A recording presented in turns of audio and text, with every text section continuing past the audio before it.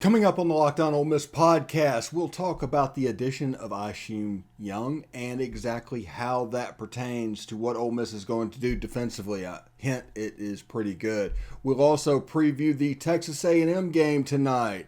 We are the Locked On Ole Miss podcast. Thanks for listening. You are Locked On Ole Miss, your daily podcast on the Ole Miss Rebels, part of the Locked On Podcast Network. Your team every day.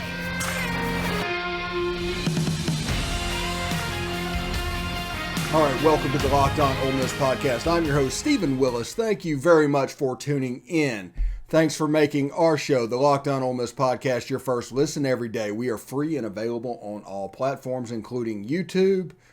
Give them a subscribe. Tell your friends about it. Evangelize the show a little bit if you would.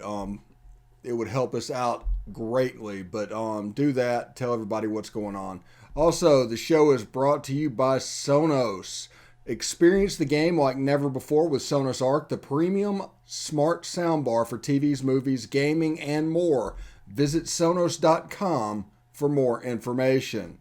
Now, Isheem Young committed to Ole Miss yesterday. He is a defensive back from Iowa State. If anybody is unsure, Iowa State is basically the creator, the father, however you want to put it, of the 3-2-6. They run a version of the defense that we ran last year. So Isheem Young is 2 years drilled for something that everybody else is at most 9 months drilled. So that's the benefit right there that at hand is knowledge of the defense. Now, terminology and verbiage and things like that is going to change, but he's going to be able to play the position with the instincts of a person that is experienced in the system more so than anybody else on the field. Now, that's a weird situation to be in, but it just kind of happens that way. Now, you have Isheem Young at one of the box safeties because I think he is a direct replacement for Jake Springer. That's kind of, I could be mental, I could be seeing things. And I know in some of his film at Iowa State, he played in the middle of the three safety look, which is a lot of where Otis Reese played this year. But I think he's going to be a Jake Springer guy. He's a super physical player. Unbelievably physical. You take in Ladarius Tennyson, unbelievably physical player. He's another guy that's going to line up as a box safety. Now, they're going to try and get the waiver or whatever they're going to do with Otis Reese. Although, I did some research on Otis Reese, and I didn't see a redshirt year, which means that 2020 season that they're trying to get back could just be a redshirt year. And he can come back and play. I'm curious. I want some finality on that, but it is what it is. Yeah, we need some background music here. But he's a good player. He's a really good player, and he was the he was the 2020 Freshman of the Year in the Big 12. He's from Imhotep High School.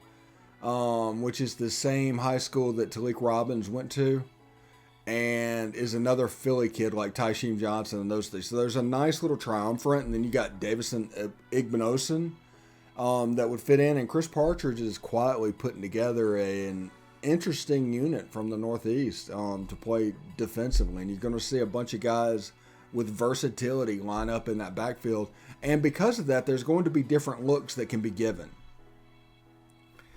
Now, people remember this defense early in the season, and they remember that Arkansas game. They remember Alabama and Ole Miss playing a bunch of drop 8, and that was kind of it. There was no variety in what they were doing, and that is because they were just learning the system. This is new. You wanted to call stuff that they were going to do, and that's exactly what they did early on. As they got more comfortable, as Jake Springer got back, you saw them commit to more variety in the defensive scheme. You saw more blitzing. You saw more man-to-man. You saw them mix it up. So you could be either drop 8 one play, you could be man-to-man on another.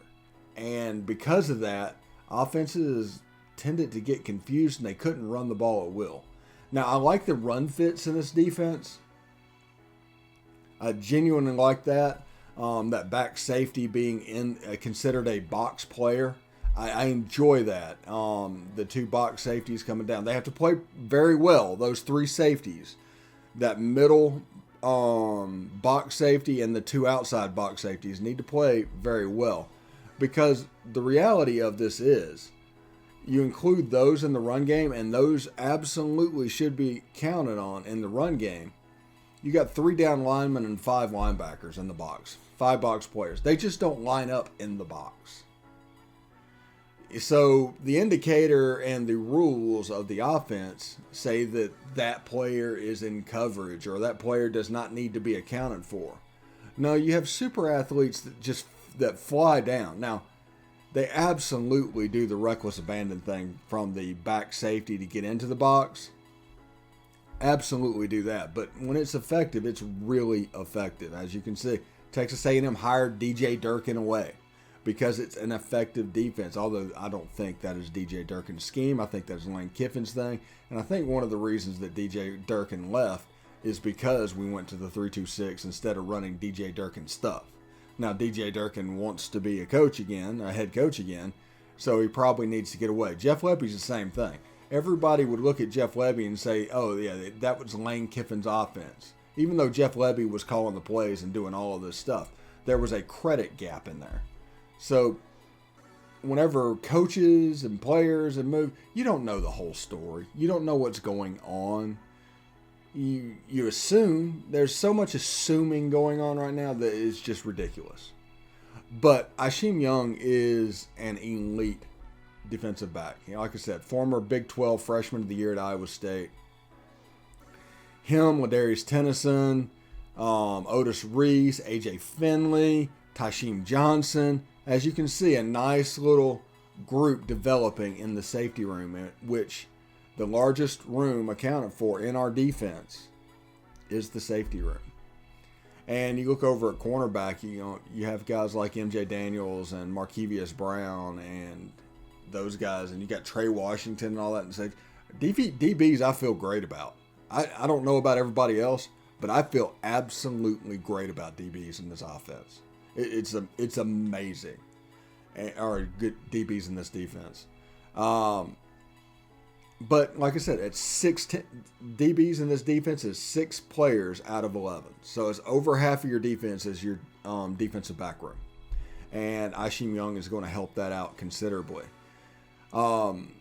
Just a little bit, we are going to talk a little bit more about what we can expect from the transfer portal. Not specific games. We don't play telephone games, but we're going to talk about position groups that we probably need a little bit of help with. And we'll also come back a little later and talk about the Ole Miss Texas A&M game tonight. It's a 8:30 Eastern tip-off, 7:30 Central tip-off against the Aggies. So, but first we want to hear about from Get Upside, who is gladly sponsoring this show. That is Get Up. Hey, Ole Miss fans, this is Stephen Willis with an incredible app everyone who buys, needs gas, needs to know about. Get Upside. My listeners are making up to 25 cents for every gallon of gas every time they fill up. Just download the free Get Upside app in the App Store or Google Play right now. Use promo code SCORE and get a bonus 25 cents per gallon in your first fill up. That's 50 cents per gallon cash back. Don't pay full price at the pump anymore. Get cash back using Get Upside. Just download the app for free and use promo code SCORE to get up to 50% per gallon cash back on your first tank. Some people who drive a lot are making as much as $200 or $300 a month in cash back, and there's no catch. The cash back gets added to your account. You can add cash out anytime to your bank account, PayPal, a gift card, Amazon, or other brands.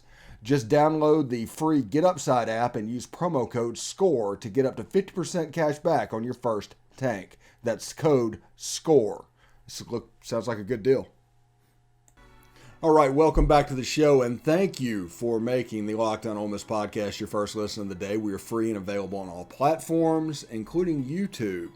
Please subscribe, hit the bell. You'll not only know that we're streaming, you'll know what we're streaming about, and that'll do all the work.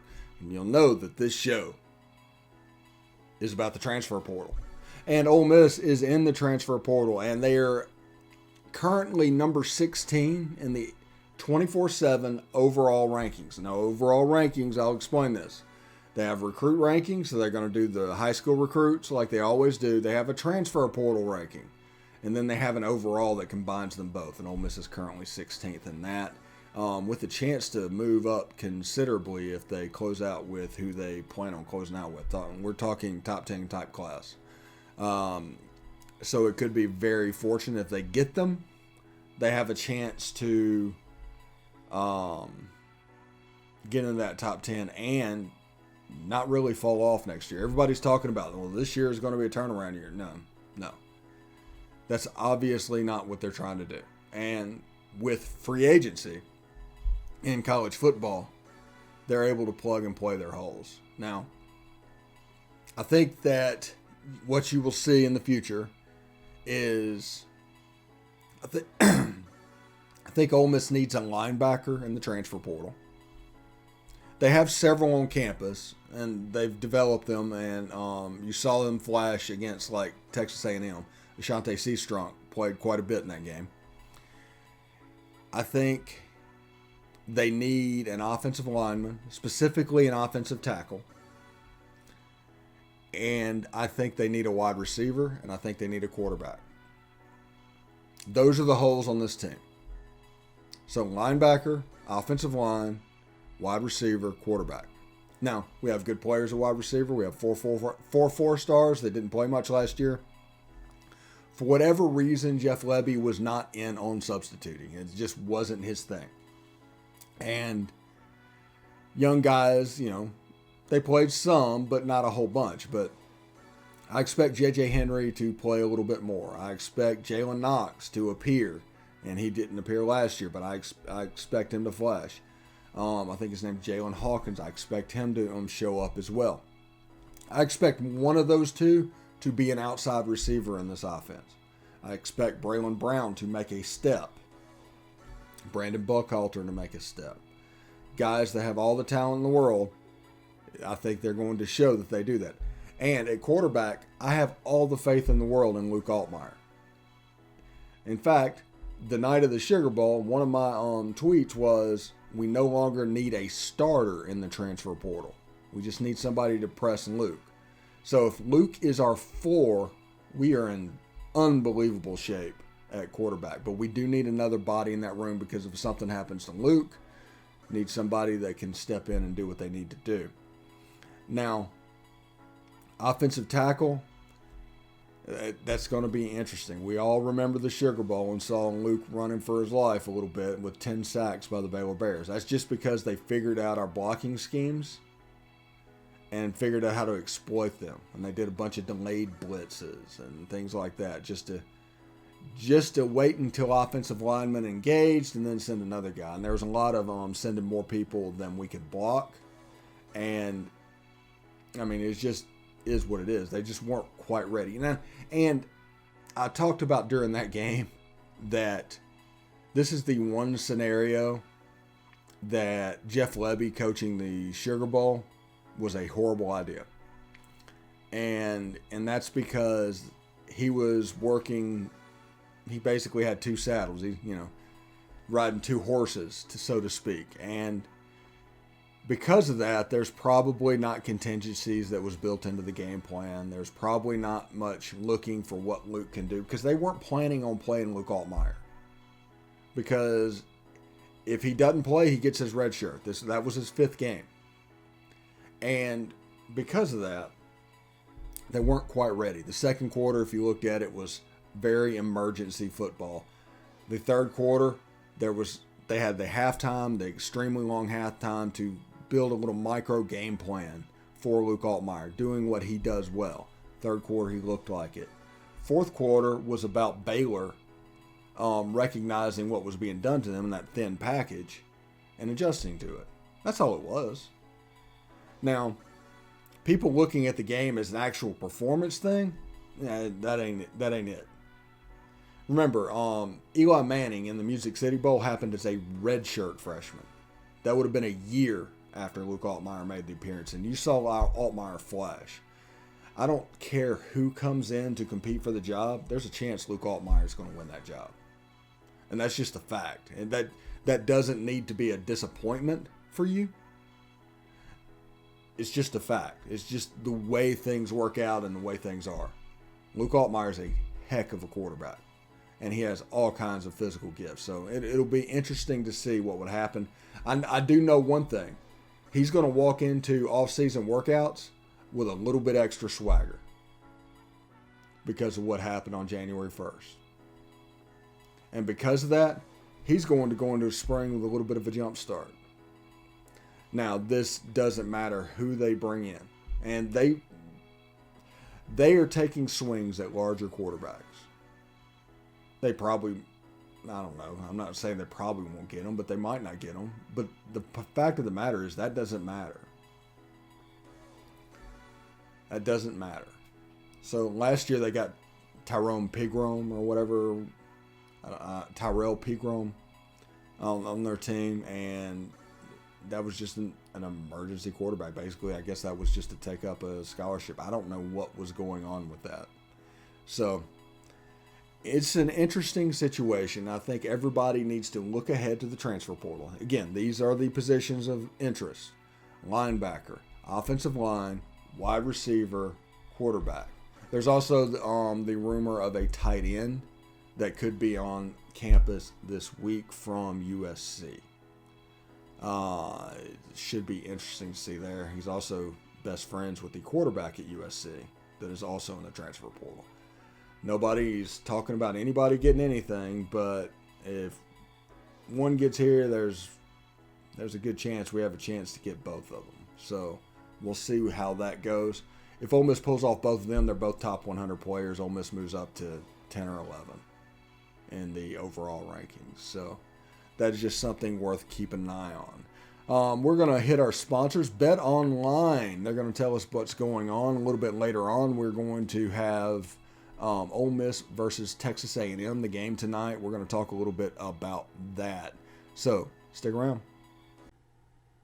All right, BetOnline has you covered all season with more props, odds, and lines than ever before as football continues its march to the playoffs.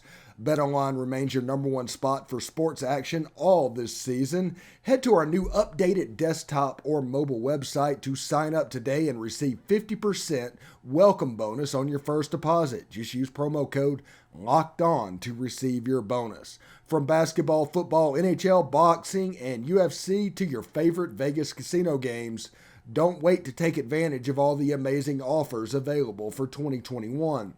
BetOnline is the fastest and easiest way to bet all your favorite sports. BetOnline, where the game starts.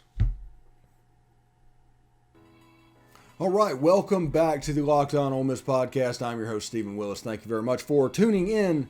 Ole Miss versus Texas A&M tonight. It's going to be a heck of a game. Game is in College Station. Texas A&M is projected to win the game by roughly 5 points. And we talked about this the other day. And I think that Murrell, Ruffin, and Brakefield need to be on the floor at the same time. And because of that, I think you can't do that with Joyner. And I think Joyner is better suited for a six-man role on this team. Now, the reason why I see that is we have a lack of ball handlers currently on this roster. So whenever Ruffin goes off the floor, inevitably the score changes. Ole Miss could be up 15 points. Ruffin goes off the floor. When Ruffin comes back on the floor, Ole Miss is up 5 points. So we're in a situation where we have a group of five that can expand the lead, but they can't rest. So one of the avenues that I see as a way to take advantage of what is going on is Jarkel Joyner at the essentially backup point guard. I think he can play some two, but essentially in the backup point guard role whenever Ruffin needs a breather. And Ruffin needs to play 33 minutes a night. We're talking for 7 minutes over, and Joyner can play 7 minutes as backup point guard. He can play 7 minutes as backing up Ty Fagan at the 2. But I think this gives us our best opportunity. Now, you see players, the roster is, through COVID and different things that's going on, the roster is getting smaller and smaller and smaller as far as number of people that can contribute. I think we're at 8 players now. But Sammy Hutter goes in, Luis Rodriguez goes in, and Jarkel Joyner goes in. And that's pretty much the threes. Every now and then, for a little bit, you'll see Austin Crowley. So, you take that situation in the game and you press those 3. Because those 3 are your top 50 players. Jamin Brakefield, Deshaun Ruffin, and Matthew Morrell. Matthew Morrell had an absolute, wonderful game. Unbelievable half against Mississippi State. Now, can he replicate that? I don't know. He's probably going to eventually settle in that 11 to 15 range, but you really like the way he plays the game. He reminds you a little bit of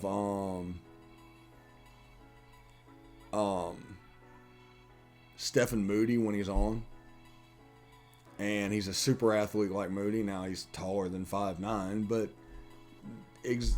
he is what I think Matthew Morrell is what he was hoping he would kind of be, like a plus Luis Rodriguez. And that is absolutely happening.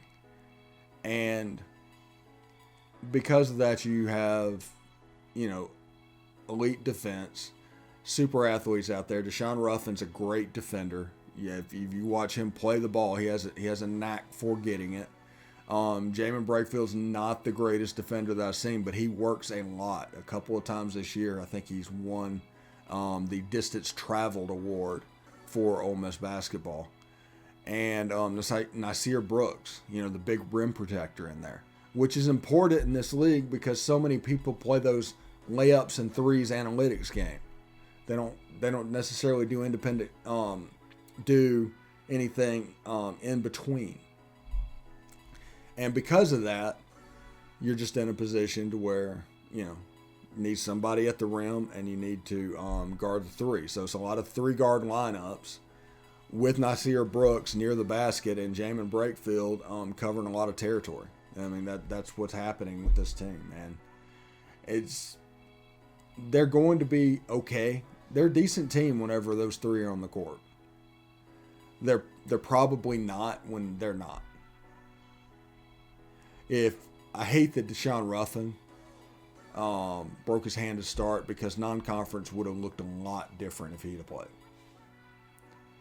I mean, we could be sitting at at least 11-3, maybe 12-2, and this is a completely different conversation in the season because people like to read a little bit too much into non-conference games. They just don't matter.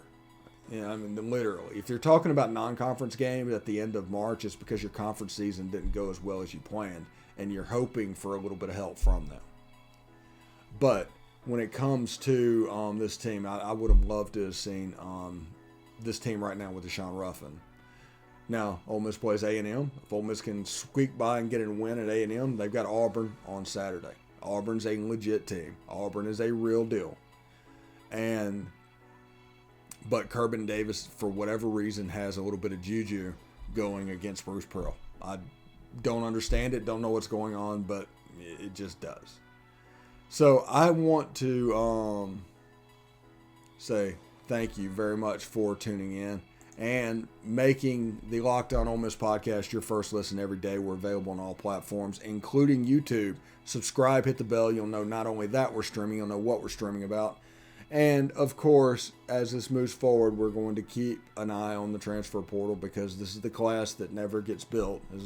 That's the way this looks right now as they build and build and build. But now make make your second listen Locked On Bets, your daily one-stop shop for all your gambling needs. Locked On Bets, hosted by your boy Q, with expert analysis and insights straight from Lee Sterling. It's free and available on all platforms. I hope everybody had a good day.